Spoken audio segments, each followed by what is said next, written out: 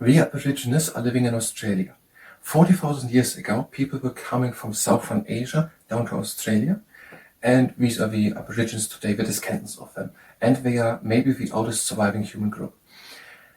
In the 18th century, there were 300,000 Aborigines living in Australia, but when European people came there and they had diseases, and 80% of the Aborigines died then, and until the 1970s, 80% died and only 45,000 were living. Some of them are still living in the north and east part of Australia, most of them then, a few who do it, a nomadic life, with hunting with spears and boomerangs and also gathering of roots, and they are doing paintings and tattooing and carving their skills and these things. And most of the Aborigines are living in the towns in Australia or are working on cattle ranges. And some are also doing a bit of the traditional life, and they are sometimes walking, sometimes a long distance, to corporees, and they are singing and dancing and storytelling happening. That is according to the Reader's Digest Library of Modern Knowledge Book 2, Part 8, Man and Society, written by C. Edward Hughes, Justin Emily, Kurt Peter Lloyds, Lucy Mech, David Martin, Jacqueline Sesby, Ruth D. Whithouse, J.C. Woodburn, on the page 446.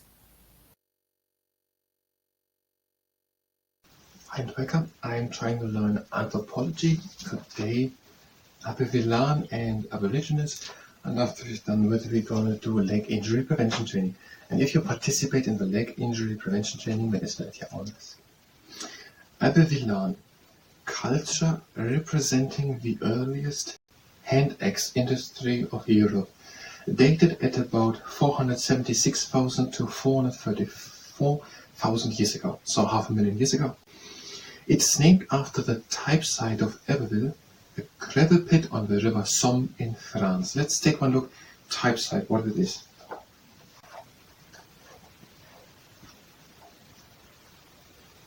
Site of an excavation where a whole range of objects representing a particular culture or phase of a culture is first found.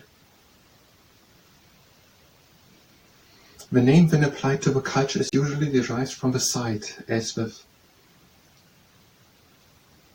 Magdalenian from La Madeleine. Occasionally, a better site with a more complete cultural inventory is found later, but the name initially given to the culture is nevertheless retained, at least oftentimes. It is if they find basically at one place, archaeologists, a lot of objects from people who lived there, maybe 400 or 1,000 years ago, then the most closest thing at hand is to name the culture after the place where it was found. And that happens, for example, there is the river Somme in France, so that's France in Western Europe, and there is a river, and the river has the name Somme. And now there's a place called Abbeville, and so at that place there were people finding a lot of things from people who lived there 400,000 years ago, and they said, before we long argue, let's call them Abbeville. Okay, Abbevillian. The Abbevillian are named after the place Abbeville, which is a gravel pit at the river Somme in France, in Western Europe. And in this book is not much said about them, just that they lived around 450,000 years ago, and they are known for that they did hand axes industry. It is named after the type site of Abbeville. Okay, Abbeville river Somme for the Abbevillian. Abbevillian. I'm going to start the second camera and try to say that.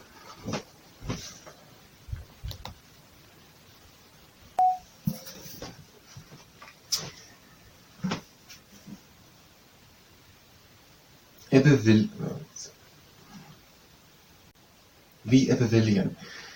In France, which is in Western Europe, there is a river with the name Somme, and at the river Somme there is a place called Abbeville, and there at Abbeville, at a gravel excavation part, what is it called? A gravel pit.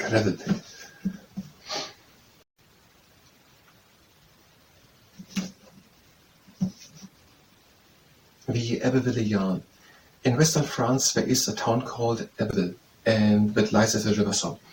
And at that place there were some people, and they found objects of people who lived there 450,000 years ago.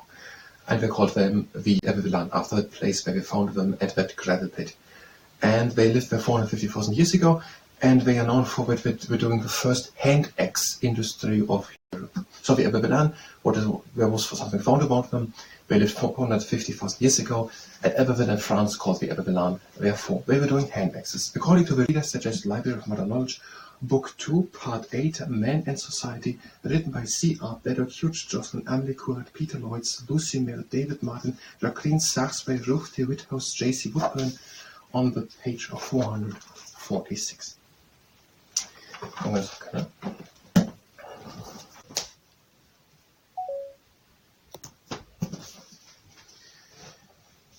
And the second thing here, the Aborigines. Wandering hunting tribemen who migrated into Australia from southern Asia about 40,000 years ago. They are the only remaining members of the Australoid race. Now the book is from the 70s, I don't know if something is better now already. And possibly the oldest surviving human group. Okay, 40,000 years ago there were people coming from southern Asia and they went over to Australia. About 300,000 Aborigines lived in the Australian continent when the white men arrived in the 18th century. By the early 1970s, disease had reduced the number of Aborigines to about 45,000. Okay, 90% basically, 80%, died through diseases, as you said, from the people who then migrated to Australia. Today, only a few Aborigines retain their nomadic life, and they live mostly in the northeast desert regions of Australia, hunting with spears and boomerangs and gathering roots and grubs. They are skilled at rock painting, tattooing and carving. Okay, only a few of the Aborigines today live the life which people at that place lived the past thousands of years, with a nomadic life and hunting with spears and boomerangs. And most Aborigines now live in towns or work at stockmen on cattle ranches. But they retain some features of their traditional life, still walking many miles to attend the corroboree, an ancient ceremony involving storytelling, singing and dancing. Okay, most of the people today who are descendant of the Aborigines, so who are Aborigines, are living in towns and work on cattle ranges. But there are also some people who are attending the corroboree, which is an ancient ceremony involving storytelling, singing and dancing. We have a little time left, but I don't really know what we're going to do all of these informations. So don't know. We're not going to do a presentation now, maybe we're going to do one the next time when I know how we're going to explain these informations, but they're a little bit short. I don't know, maybe we're going to do a presentation next time. That means, if you were here for anthropology, you can go directly to the next part of anthropology. We're going to do maybe the revisions what is written in this book again, or we're going to wait until we have a better source and make a bit more comprehensive presentation. Otherwise, if you stay here and participate in the leg injury prevention training, then it's very risk. Go and get a standing leg and swing it in front and to the side. And the other foot in front and to the side. And now with the foot in front and back. And with the foot in front and back wheel. And now one leg up to the side. Breathe in. Leg in and down. Other one up. Breathe in. Now breathe in. Back and down. One leg up, hands out, and go with hands over to one side and to the other one. Middle, and now cross the leg also over and change.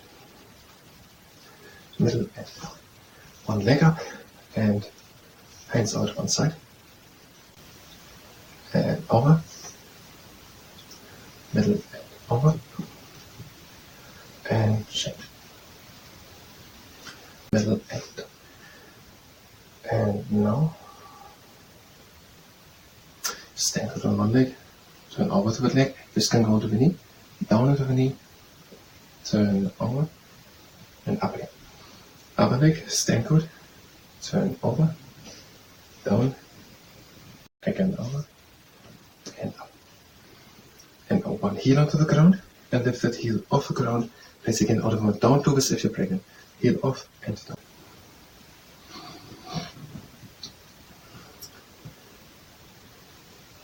Other heel, and off and down.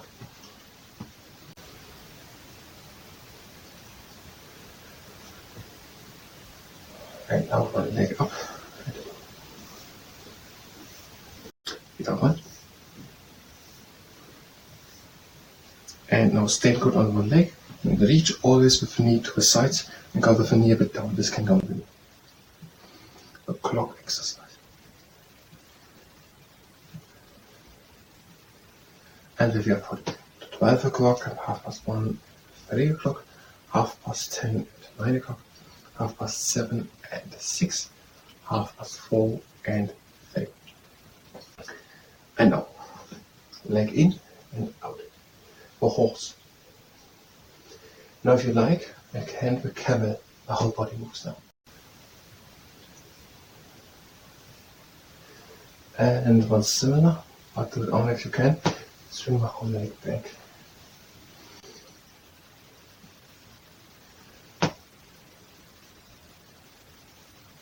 And one more. And change. With your leg first, the horse, leg in and out. Then if you can, like the camel, whole body goes up and down. And a full swing.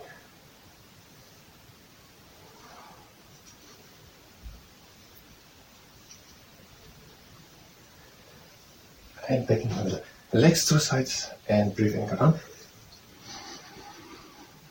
And out. In and up again. And breathe out. Breathe in, close the legs. And breathe in. Bed for spell. Leg injury prevention training. I thank you very much.